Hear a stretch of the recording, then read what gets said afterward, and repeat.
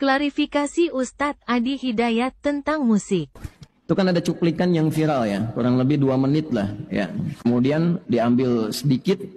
Nah, materi yang diambil itu ada di pengkajian Ramadan yang dilangsungkan di Universitas Muhammadiyah Jakarta. Berlangsung dari 8 sampai 10 Ramadan. Itu di kisaran 18 sampai 20 Maret 2024. Jadi isi materi sesi 4. Bukan hanya saya, ada juga saudari Ustazah Oki Siana Dewi itu, ya, karena itu talk show sifatnya.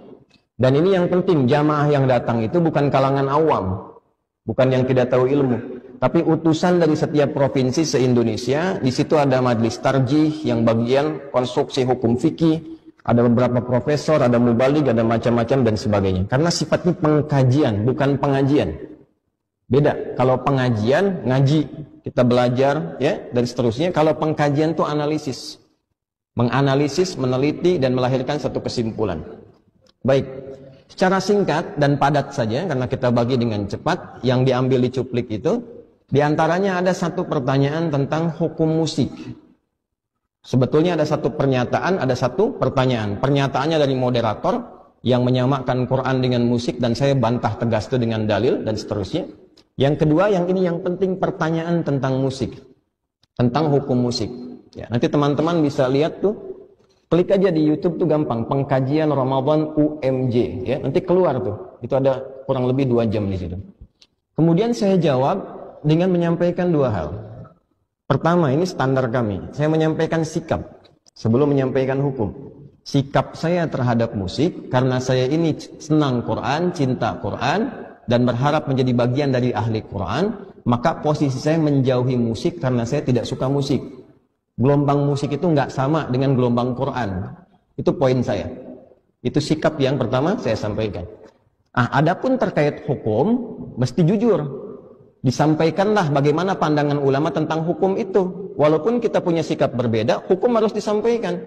Antum mau kunut, boleh, tapi antum sampaikan dalil yang tidak kunut. Supaya nanti saat ada orang tidak kunut, antum mengerti. Anda tidak kunut, boleh. Tapi ketika Anda tidak kunut pun harus disampaikan dalil yang kunut bagaimana.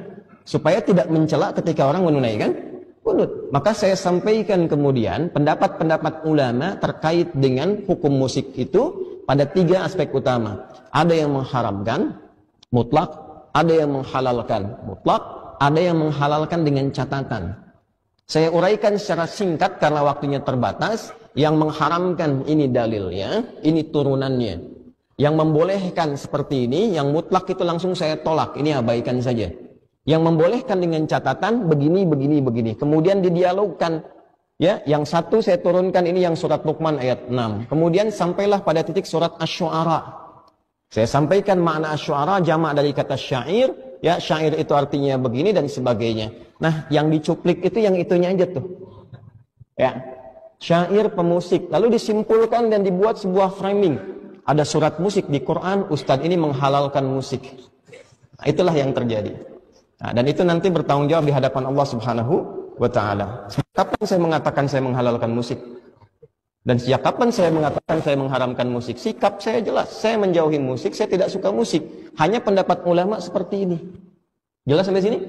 Nah, jadi kalau ada yang motong-motong, ada yang mencela dan sebagainya, itu semua bertanggung jawab di hadapan Allah.